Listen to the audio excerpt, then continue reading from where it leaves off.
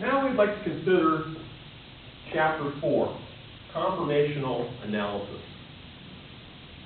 Recall that a conformer is the same structure but different spatial arrangement of atoms. The first conformer we had looked at in class the other day was of this molecule, 1,3-butadiene. We see from the board that I have a molecule of 1,3-butadiene.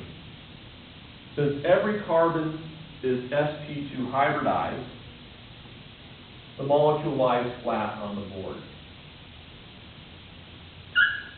It is helpful at times to draw on all your carbons and hydrogens.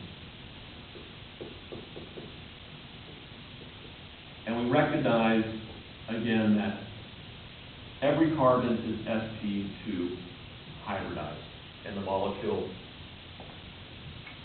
making every carbon trigonal planar, forcing every carbon to lie in the plane of the board. Thus we have a planar molecule. We can see that we can have free rotation about single bonds. This is not true for double bonds. Again, the reason the double bond does not freely rotate is because of the pi orbital overlap. The pi orbital overlap is maintained and not broken. However, we can freely rotate about a sigma bond. Thus, we can have two conformers for 1,3-butadiene. The other conformer that can be drawn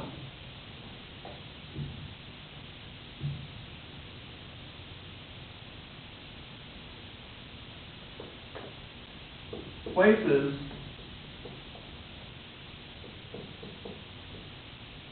the N carbons next to one another. So if I rotate about the sigma bond,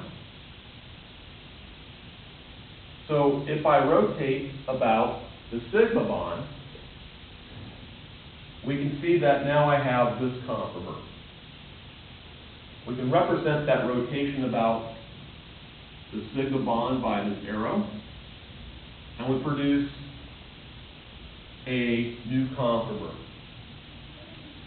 This conformer is called the S-trans conformer.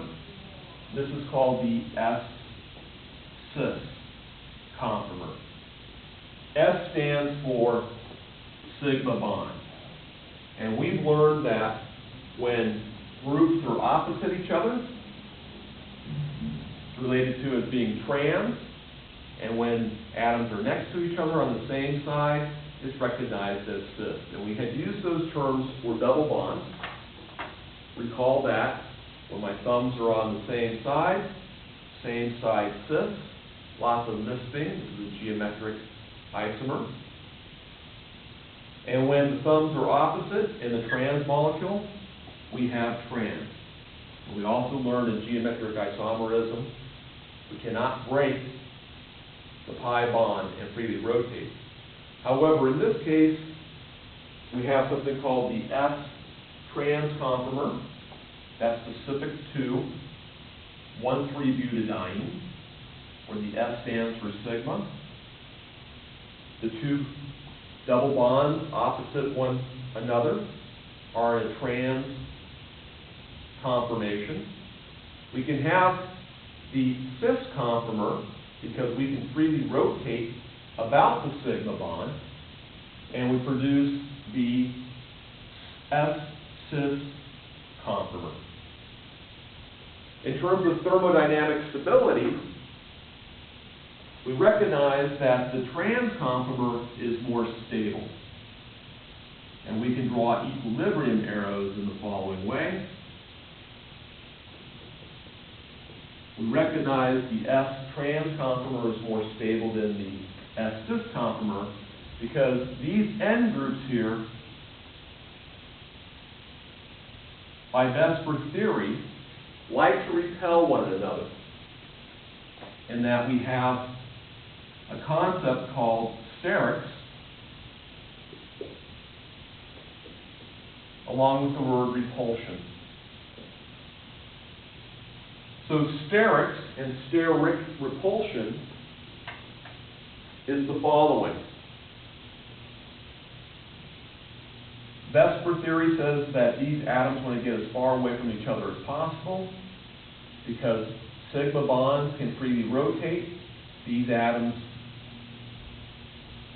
move as far away from each other as possible, so the N carbons exist as such, and we produce the more stable conformer, the S-trans conformer in 1,3-butadiene.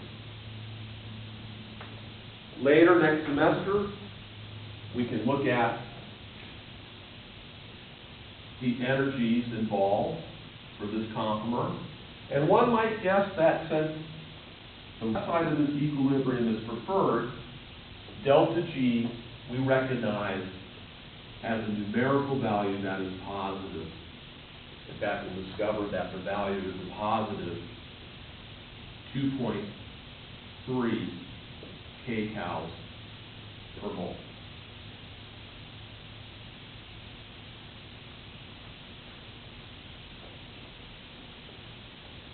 So chapter 4 deals with conformational analysis. Now we want to look at the conformers of ethane.